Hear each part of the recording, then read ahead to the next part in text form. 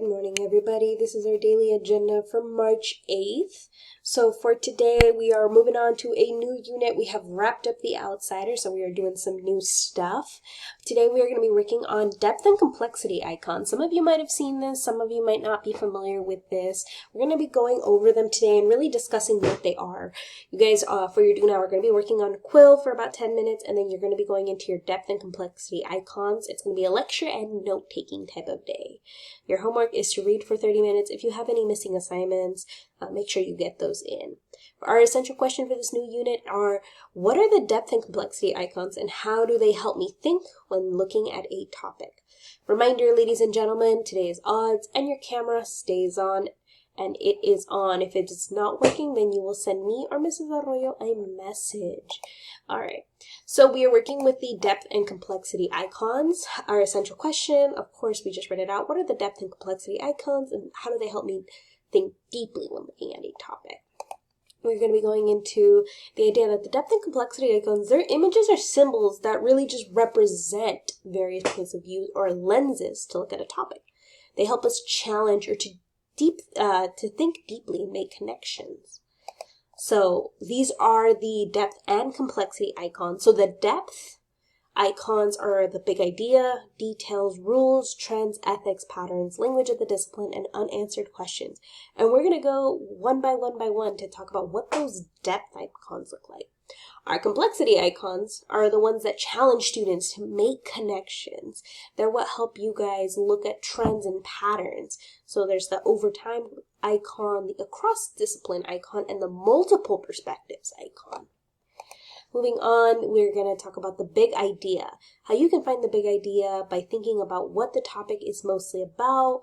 And we explain a little bit more, what is this big idea? What do we usually see it as? And then what are some thinking prompts, some ideas that help us think about the big idea? Then there are details, which is represented by this little flower on the left. You can find details by thinking about the most important information of a topic.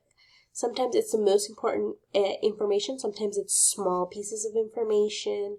What are the defining features or characteristics? That's the language we hear when we talk about that. Another one are the rules. Rules are things that must be true or they're related to a hierarchy. They're things that should be followed.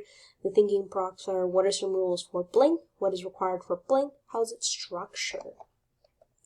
Moving on is patterns. Patterns are what you find or repeats. We're pretty familiar as a society with patterns, especially as people. We can usually find patterns.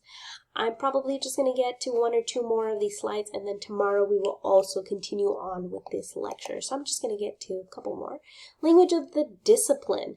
So language of the discipline is the language we usually use as scholars. It's the language used by an expert. Words to specify this topic or this area of study. So what are some specialized words of this topic? What are words that have special significance? So if you're in math class, maybe you're talking about exponents and adding and subtracting. That would be your language of the discipline. In English, we're talking about theme, symbolism. These are our language of our disciplines. And then multiple perspectives. So multiple perspectives is how we think about different viewpoints of a topic. Multiple perspectives can be thinking about a topic from more than one view, thinking of it like a disciplinarian. What are different viewpoints? How might a blank see the situation or event? What opinion would a blank have on this topic? So thinking about those other viewpoints as well. We're going to go over one more. Ethics. Ethics are the pros and cons of a topic, the balance between good and evil, and conflicting opinions. Your thinking prompts are, what are some pros and cons of blank? What are some of the ethical issues? Do you think blank is more right or wrong? Why? We kind of had some of these ethical issues when we were talking about the outsiders, about the morality of Johnny killing Bob. These are ethics. These are the pros and cons of a really big conflict. You guys are familiar with these ideas. We're just giving you guys the tools to be able to talk about them now.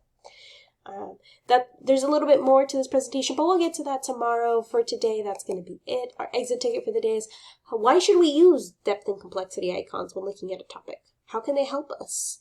And then that's the something starter for you guys. We use the depth and complexity icons to blank. So that's just going to be our wrap up for the day, a very lecture day. This is what your notes are going to look like, depth and complexity notes. And this is where you guys are just really going to break down those big ideas, get it, for our notes for today. So that's where you guys are going to be writing them in as we encounter them. As always, if you guys have any questions or need more help, me and Mrs. Arroyo are always here for you guys. I'll see you guys in class.